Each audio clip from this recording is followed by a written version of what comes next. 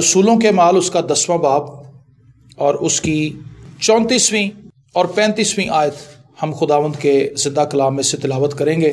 रसूलों के माल उसका 10वां बाब और उसकी 34वीं और 35वीं आयत। और खुदावंद के पाक कलाम में यूं मरकूम है, पतरस ने जुबान खोल कर कहा, अब मुझे पूरा यकीन हो गया कि खुदा किसी का तरफदार नहीं, बल्कि हर कौम में जो उससे डरता और रास्तबाजी करता है वो उसको पसंद करता है।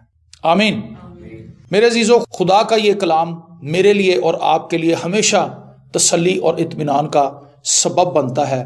ये कहानी आप सब जानते हैं। कॉर्नेलियस नामी एक शख्स है और ये बटालियन का सरदार है, सूबेदार है, और इसको फरिश्ता नजर आता है। ये एक ऐसा शख्स था जिसको निजात की और खुशखबरी की बाबत बताया जाना जरूर था, क्योंकि ये खुदा के लोगों की मदद बहुत करता था, लेकिन ये खुदा के निजात बख्श प्लान को नहीं समझता था, उसको नहीं जानता था।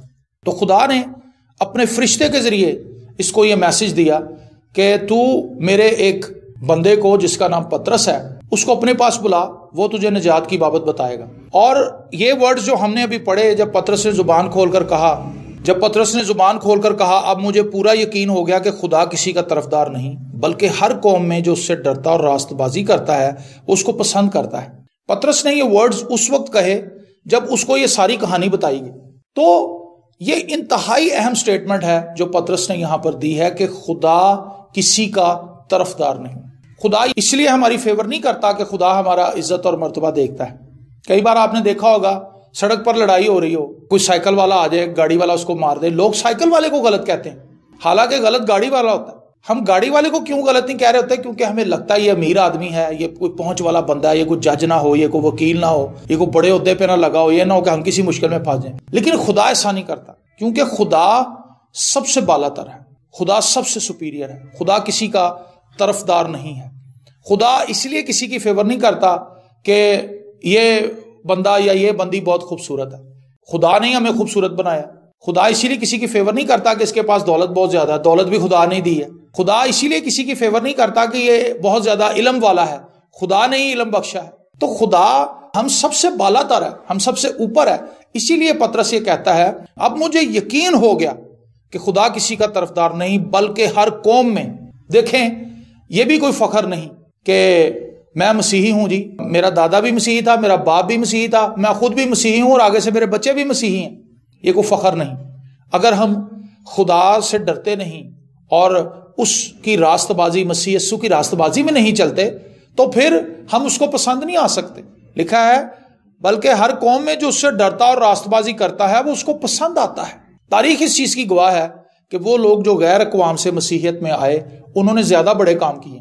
उनमें मैं 2-4 की मिसाल आपको देता हूं। साधु सुंदर सिंह गैर कौम से निकल कर आया, लेकिन साधु सुंदर सिंह को मसीह के एलची के तौर पर पूरी दुनिया जानती है कि वो नंगे पैर फिर के दुनिया के मुख्तलिफ इलाकों के अंदर, मुल्कों के अंदर खुदावंद के कलाम की मुनादी करता रहा और एक सच्चे मसीही की हैसियत से आज लोग उसको जानते हैं। भाई बख्त सिंह ये ऐसा शख्स था जो पढ़ा लिखा था, इंजीनियर था, लेकिन खुदावंद ने इसको अपनी तरफ माइल किया, इसको बुलाया और फिर इसने आके हैदराबाद इंडिया में एक जबरदस्त कलीसिया कायम की। और ये कलीसिया उन स्टैंडर्ड्स पर थी जो खुदा के कलाम के स्टैंडर्ड्स हैं, जो अमाल की किताब के स्टैंडर्ड हैं। और इस कलीसिया के अंदर सबको बराबरी का दर्जा दिया जाता था। ये लोग आए गैर कौम से थे। खुदा ने यह साबित किया कि मैं तरफदार नहीं।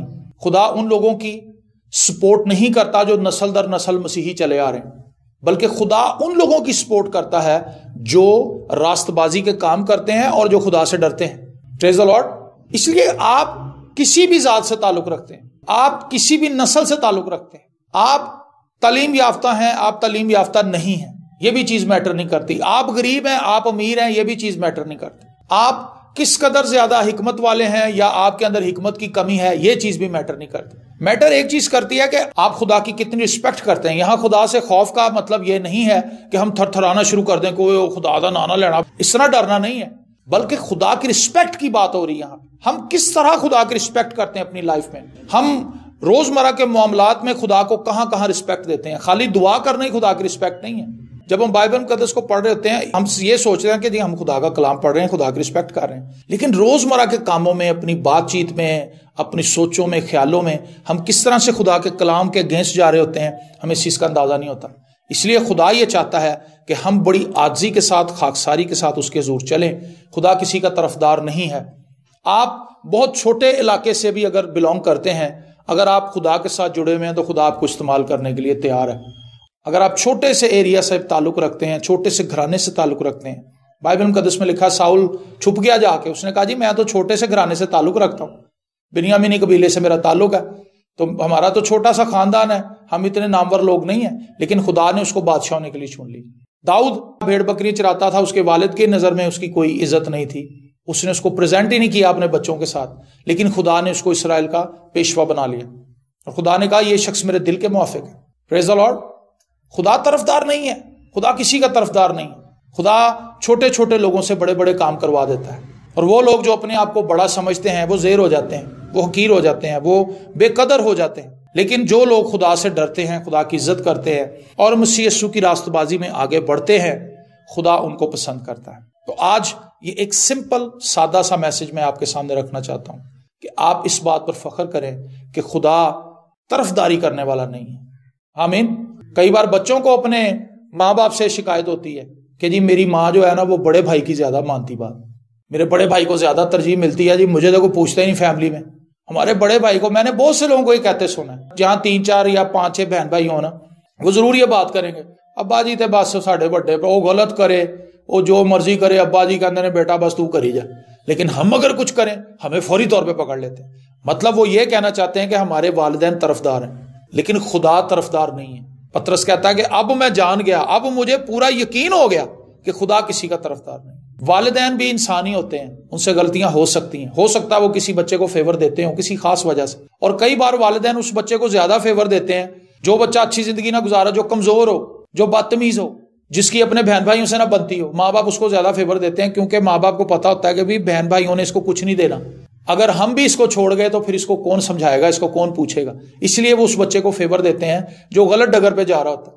کئی بار خدا بھی ہمیں ایسے لگتا ہے کہ ان لوگوں کو زیادہ فیور دے رہا ہے، ان لوگوں کو زیادہ آگے لے کر جا رہا ہے جو لوگ خدا کے کلام کے اگینسٹ چل رہے ہیں، لیکن اس کے پیچھے ریزن یہ ہے کہ خدا انہیں وقت دے رہا ہے تاکہ وہ توبہ کے لیے واپس آ جائیں، وہ خدا کے حضور اپنے آپ کو جھکا لیں. اس کا مطلب یہ نہیں کہ خدا ان کی بدکاریوں کو بڑا پسند کر رہا ہے اور خدا انہیں سپورٹ کر رہا ہے کہ اور بدکاری کریں، نہیں، خدا انہیں ڈھیل دے رہا ہے، خدا انہیں موقع دے رہا ہے کہ وہ خدا کی طرف دوبارہ لوٹ آئیں، خدا کی طرف دوبارہ رجوع ہو جائیں. تو خدا کسی کا طرفدار نہیں. اگر آپ خدا سے ڈریں گے، اگر آپ مسیح یسوع کی راست بازی میں چلیں گے، وہ راست بازی جو خدا نے آپ کے لیے مہیا کی ہے، مفت راست بازی، مسیح یسوع کی راست بازی، اس کا خون، اس کی صلیبی موت اور اس کا آپ کے لیے جی اٹھنا، تو پھر آپ خدا کو پسند آئیں گے. ہاللیلویا. آئیے ہم سب اپنے سروں کو جھکائیں اور دعا مانگیں. آسمانی باپ، لشکروں کے خدا، تیری شکر گزاری کرتے ہیں کہ تو کسی کا طرفدار نہیں. وہ لوگ جو تجھ سے محبت کرتے ہیں، وہ لوگ جو تجھ سے پیار کرتے ہیں، وہ لوگ خدا جو تیرے حضور جھکتے ہیں، عاجزی کرتے ہیں، اپنے زندگی کو تیرے حضور جھکا دیتے ہیں، تیری مرضی کے تابع کر دیتے ہیں اپنے آپ کو. تو انہیں برکت دیتا ہے، خواہ وہ کسی بھی قوم سے تعلق رکھتے ہیں. تو یہ نہیں کہتا کہ تم میرے لوگ نہیں، میں تمہیں نہیں جانتا، لیکن جب وہ تائب ہو کر تیری طرف آتے ہیں، وہ تیری طرف رجوع کرتے ہیں، تو انہیں نکال لیتا ہے، تو انہیں دنیا سے الگ کر لیتا ہے، تو انہیں اپنے لوگ سمجھنے لگتا ہے، تو انہیں اپنے لوگ بنا لیتا ہے، اور تو ان کے وسیلے سے اپنی خدمت کا کام کرتا ہے. سو خداوند ہم شکر گزار ہیں اپنے ان تمام عزیزوں کے لیے، اپنے ان تمام خدا بہن بھائیوں کے لیے جن کو تو دوسری اقوام سے لے کر آیا، لیکن تو نے انہیں اپنے جلال کے لیے کثرت سے استعمال کیا، اور تو نے ان کے وسیلہ سے یہ ثابت کیا کہ میں کسی کا طرفدار نہیں. سو خداوند ہمیں توفیق دے کہ ہم اپنی ساری زندگی تجھ سے ڈرتے رہیں، ہم خداوند تیری رسپیکٹ کرتے رہیں، ہم آنر کرتے رہیں تجھے، اور اپنی زندگی کے ہر ایک معاملے میں، بولنے میں، کھانے پینے میں، اٹھنے بیٹھنے میں، بات چیت میں، ہر ایک ایریا میں، اپنے لائف کے ہر ایک ایریا میں خداوند ہم تجھے آنر کرنا سیکھیں، اور خداوند تیری اس مہیا کردہ راست بازی جو مسیح یسوع ہے اس میں چل سکیں، تاکہ خداوند ہم تیری پسندیدگی میں رہیں اور تیرے کرم والا ہاتھ ہم سب پر ہو.